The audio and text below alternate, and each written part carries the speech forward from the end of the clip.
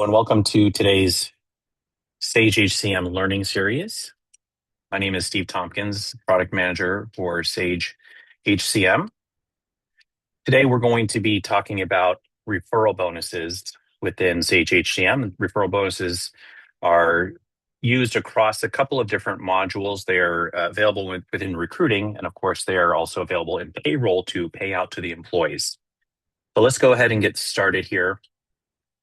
I'm going to go ahead and switch over to my browser so you'll be able to see the software, and we'll talk about how this is configured and how we would use it in payroll. So first off, what I'm going to do is go into self-service and we'll go into the system from there. So just give me one moment here to switch over and we'll be able to see this. As I'm switching this, I do want to remind people that we do have a chat available with a Q&A. So if you do have questions, you feel free to use that and to ask questions there. And if we're not able to answer those questions today for whatever reason, what we'll do is we'll follow up with you to make sure that we get those questions answered for you. All right, so with referral bonuses, this is something that the employee can see if they have a bonus pending for them. So, and you could track the status of that stuff. But most of it we need to set up first. So I'm going to go into the settings to configure this. Now, it doesn't really matter where I go to. I'm going to go into payroll, but I could do this just as easily in HR, recruiting, or scheduling, because I do need to get to my settings here to set this up. And the first thing I need to do is to configure the income code that I'm going to use for my referral bonus. So income codes are set up under payroll administration, and you'll see incomes right here. Now, you perhaps already have an income code configured for bonuses or other types of things, and you certainly could use an existing code. I'm going to show you an example of a new code and how that would be configured. So I'll go over all the different things on here. I'm going to use an existing one, but I'm just going to talk about how this works. So of course, this is done by employer. So if you have multiple employers, you could have different codes for different employers as necessary.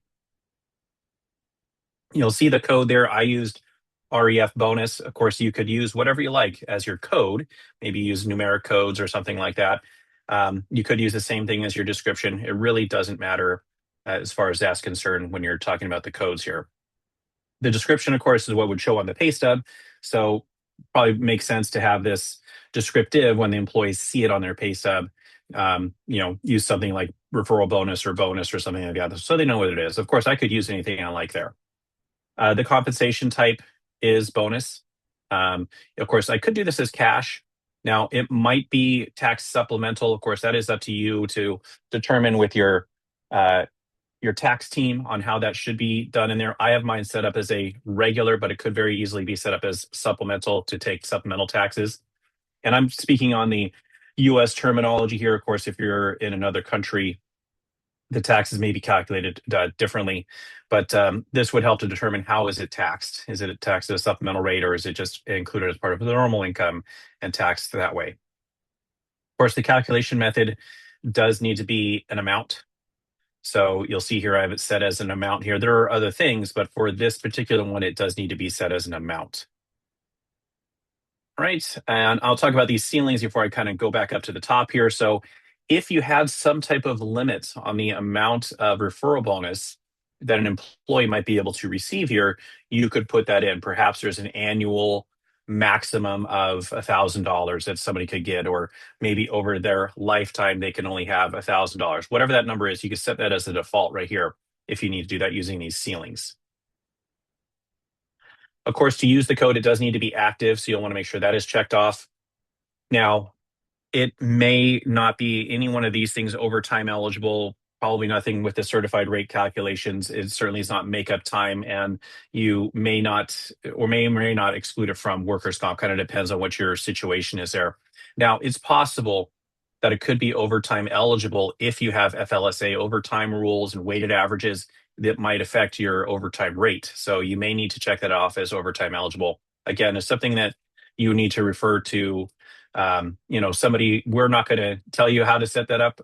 We can certainly tell you how the system would work, but if you tell us it needs to be part of that overtime calculation, then we can help you configure that. The rate here, now I don't need to set it here on the income code. I'll actually set it up on the referral plan, but this would be the default amount that is paid out. So if every referral bonus is always $100 or something, you certainly could set a rate here, but it'd be more appropriate to set it in the referral plans when we get over there. All right, you'll see system labels. So I don't need any system labels for this, but I certainly could have system labels for something if I needed it for reporting purposes or something. Maybe I want to label that. Um, the payroll number. So this would be if you have referral bonuses paid maybe on the first period of the month or something like that. You might stress that here by putting this. If you don't put anything, it'll just be whenever it's added to payroll. So it could be any pay period in the month that it is added in there. All right, so that needs to be configured here. You'll see those things here. Now, this doesn't go onto the timesheet or anything like that, so you don't need to worry about any of the timesheet fields. If it doesn't go on the timesheet, it actually goes right into payroll. All right, and of course, you could have many different referral bonus codes you want. Perhaps you've got, executive bonus, referral bonuses, and hourly referral bonuses, or something like that. You can have as many of these codes as you want. Where you'll reference them is in the referral plans when you actually set these up. So let's talk about that right here. So here are the referral plans. I have one. These again are set up by the employer. And this is how it's configured here. So we, of course, name it whatever makes sense to you. I have just one generic plan called referral bonus plan. But if you did have ones for different departments or different types of employees or job titles or something, you may want to clarify which one is which, because you'll see this when you go to add it to the employee, like which plan are you using for this particular one. So it would make sense to have this name be descriptive. Here's the amount that you're going to be paying with this one here. So this is the default amount. Now I can override it if I want to on a particular one, but this would be the default amount.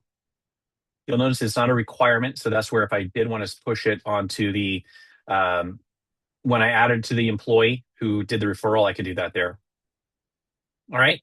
And then this is a notification that you could send as the effective date for this bonus is approaching. So, maybe they have to work 3 months before you do that bonus for them. So you might want a notification to go out telling them to expect that bonus because of, you're now approaching that date. So it'll reference this date over here, and this will be the number of days, weeks, or months before this date that you want to send out. So maybe it's like 2 days before that date, you notify the employee or whoever. You'll see down here, who do you want to notify? And you can add in employee groups, named employees, a certain position, maybe even the person who was referred, the person who did the referral. So if I referred somebody, notify me that that's happening. All right, so you can set that there if you'd like to do that. Of course, if I put in here, I do need to tell it, who am I notifying? Otherwise, it doesn't notify anybody. We don't know who to notify. So of course, you will need to put this in if you put a notification on there. All right, so here's where we are referencing that income code that I just set up. And all my income codes would be here, but these are all the ones that are set up as an amount. So you'll see things that are not necessarily referral bonus, like cell phone or whatever. These are all my amount income codes. All right, so I'm going to select the one that I just created and automatically split. So this would be if you had multiple people referring somebody to a job. Maybe they've got, several friends who work for the company and everybody recommends this particular person. You might split this $500 several different ways. And, and when we're saying automatically split, it would just divide the number of employees who did the recommendation, and say, let's say there was 3, it would divide 500 by 3. And that's what it would do there. All right. Now, you, of course, don't need to do this. You might decide, like, this is the first person, they recommend them, several weeks before anybody else. So they're going to get $400. This other person, they had a good recommendation, but they didn't lead the charge to bring this person on board. So maybe we only give them $100 of the 5. All right. So that is the configuration. The one thing I'll mention here is the bonus effective date. So this is something where you could use a formula or you could put a date in like I have here. This is telling the system, when do you pay this default? When do you pay this? Now, you can change this on the individual employee when you set up that referral. So in mine, I'm saying I'm paying it on August 1st, but I could put in there maybe the first of them after 60 days or something like that. So I would look at that person who was the new hire when they were hired, and it would set the effective date to be 60 days after first of the month after 60 days from their hire date. So they are hired today, add 60 and go to the first of the month, which I believe would be July 1st. All right, so that's an example of what you could do there. in here. And of course, you'd save your changes if you've done any, and you could have as many different plans in here as you like. Now, actually using these referrals, we could start in two places. One is if you're using recruiting. So if you're using the talent module and you have recruiting, you might have a different, a job that's open. So I clicked into my corporate services manager job. Here are my candidates. And let's just say that Ethan here was referred to me by an employee.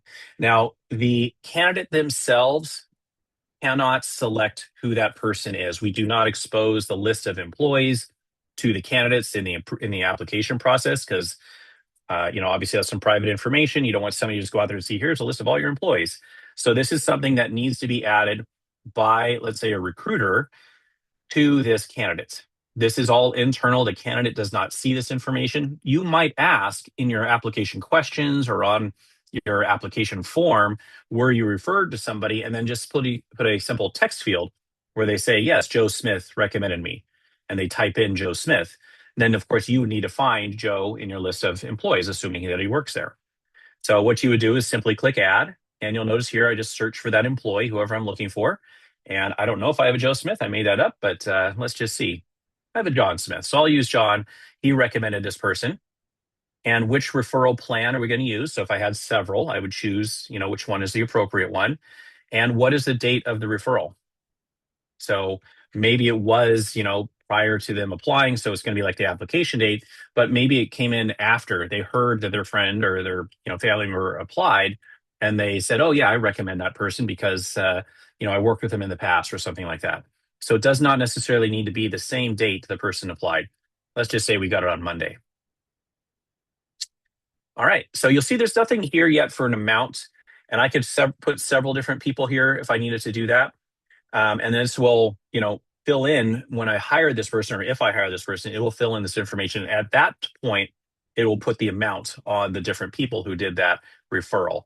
So again, if I had several, I would just add, everybody here one at a time. All right, so that's how you would add it to a candidate. Let me go ahead and hire this person just so you can see how it comes over. Now, if you've never seen the hiring process from recruiting, you'll notice how it's already pre-populated a bunch of data for this person because I collected this from that applicant when they applied. So, of course, I got their name and things like that. Now, I may not have asked for their date of birth and their gender. I made those required in my environment here. So I'm just going to make up a birth date there and put in a gender and put in a social security number. Okay. Of course, the other fields were because I asked for their phone number and so forth. And then I have their address probably. But you'll see here is the important one, which is referral. I have to go through these steps though first. So I'm just going to quickly go through here. And let's say I'm going to hire this person effective on Monday. Again, let me just quickly go through how it's already pre-populated all this stuff because I want to get to the referral. So here you'll see John and the effective date for this. Now I can change this if I need to. You'll notice here the amount and the date. So if I wanted to move things around, I could. If there's somebody else who got added in there, I could add in another person. And let's say Stephen here recommended them or something, I could put that information in there. All right, so you can see how I could add people as I need to. And so this will go through and add that person in there. Now I can do this also, let me just cancel here, in the normal, quote, normal approval, or excuse me, hire process. So if I go to hire an employee, you'll see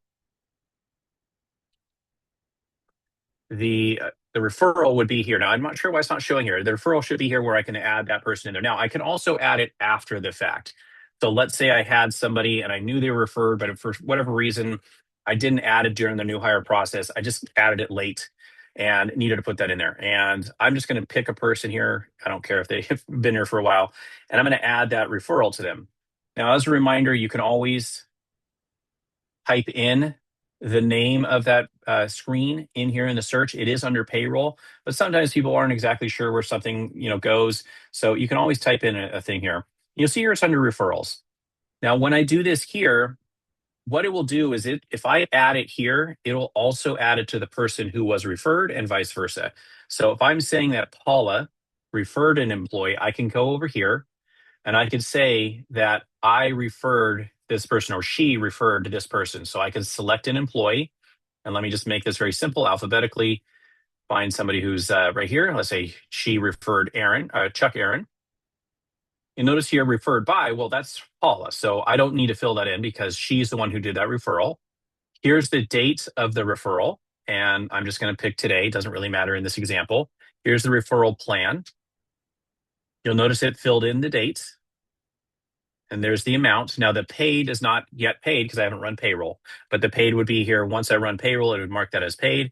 And then here are the notes that I might want to put on here. Paula did a great job referring this person or whatever it is. Okay. And if I go back over to Chuck, I would see that on his record. So if I go to Chuck Aaron and I go to referrals for him, you'll notice now he doesn't have employee referred. He was referred by that person. All right. So you can see how it's kind of the opposite way. He's not going to get the money. Paula will, but I can also add it over here. If I know somebody else referred as well, I could add that person in here and do the referral the opposite direction of saying this is the new employee. This is in essence what would happen through the new hire process. It would add that record here and it adds that record to the person who did the referral. All right, so that's how I would do that here. Now, paying attention to this effective date, what's going to happen is if this person is still active, when this effective date comes up, you will be able to pay this referral on payroll. And so what that means is when I go to process payroll, and I go to my payroll right here, I've got one. Now, I don't know if I have any for this particular pay date, but if that referral date, that referral payment date is between these two dates, I would be able to load that into here. And what I would do is under import right here, I will see load referral bonus. So this will show any referral bonuses in the date range of this payroll. So if I had one, I forget what the dates were there, but if I had one out there, I'd be able to select one or more people here, or I can check this to select them all. In fact, let me just go back and I will change it to that for Chuck. Let me put it in. I should remember what was that pay date there. I think it was the first. Okay, I'll just make it 4/1. So let me go back into the referral for this person. And I'm going to make it 4/1 rather than 8/1.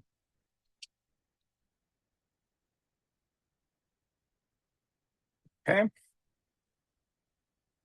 And now when I go into this payroll, I should be able to load this in here if everything is working the way I want. I should be able to load this into the system here. So here it is. Because it was in that pay period range, I can see this right here. Now, if there were several, I can certainly check off each row that I want to pay out, or I can check this box off right here. Okay, so what this is going to do is now add $500 using that referral bonus code to Paula Aaron's payroll batch detail. All right, now I haven't loaded anything else like time or anything like that, so I don't see that. But if I go to Paula, I will now see referral bonus on her stuff right here. Here's the $500 right there. Now, if she had several, of course, it wouldn't just be $500. Maybe she referred to 3 people and it was all for one effective date or something in this pay period. It might have $1,500 here or some other amount, but it will have that in here for this. Now, this does not need to be part of the pay group setup. So I don't need to add this code in that configuration of the pay group. Because I added it through the load, it just adds it to the pay group setup. And of course, let me just calculate. I don't remember if she's salaried or not. She's not. So she doesn't have any hours, but she has the $500. And you'll see that right here is my gross income. So that's how I would load it in here. And then when I finish payroll, in fact, I could probably finish all the way for her. But when I finish payroll, what it's going to do is it'll mark it as paid. And it will say the pay date is 4/9 in this example. So that way I could see this right here. If I went to her record, I would also be able to see that. So you'll see that pay date and paid will be right here. And I can see those here. Now, one could be inactive. Let's say she recommended somebody and they didn't work out and they, got terminated, or maybe they voluntarily left before the effective date of the bonus, before she earned the bonus, maybe just a few weeks in, they left the company. So it would just be an inactive one that never got paid out to her. So that is from a high level how this goes. And of course, she would see it on her pay stub. So if I went to, I'm not logged in as her, but if I went into self-service and I went to her pay stub, I'd see the referral bonus on there. All right. So that, like I said, is a high level of the referral bonuses here. I don't know. I know we have a couple people monitoring the chat. If there's been any questions on here, I don't see any.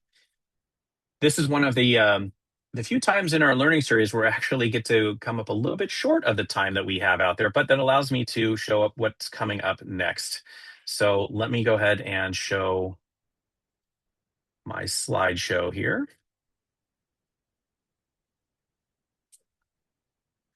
All right, so we should be seeing my screen with the upcoming calendar of events here. So the first one you'll notice is actually next week. Oops, I misspelled webinar.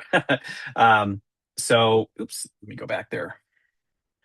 So our webinar, ignore the N there, I'm misspelling, but our webinar for HCM 26.1 is going to be next Friday at 12 Eastern. So our release for that is a little bit after the 24th, but we're going to have a webinar showing you all the new features that are going to be available in 26.1. The invite for that, I believe, went out this morning. If it hasn't gone out yet, it'll go out today. So you'll be able to see that and register for that webinar. And of course, you can send it to anybody who might be interested, because it's not just about the referral bonus. This is for anybody who's using HCM. We recommend it for somebody who's like an administrator, but certainly anybody can join that right there. Following week after that, we're going to cover surveys. So we've covered this in the past, but we made a number of enhancements to surveys over the last year. And so we're going to have a webinar on the surveys and the new functionality and things like that, the analytics and everything around surveys. And then we're going to revisit offer letters. We've had several enhancements to offer letters since we last discussed that. So we're going to cover offer letters in our first webinar in May. And of course, we do have a nice calendar of events going out further, including things that are in the 26.1 webinar. So stay tuned for that. And I do want to thank you all for joining us today. I haven't seen any questions in the chat, but if you do have questions, please feel free to reach out to your partner or to reach out to support, and you can get those questions answered about referral bonuses or anything else in the system. So once again, thank you for joining us, and I hope to see you all again next week for the release webinar.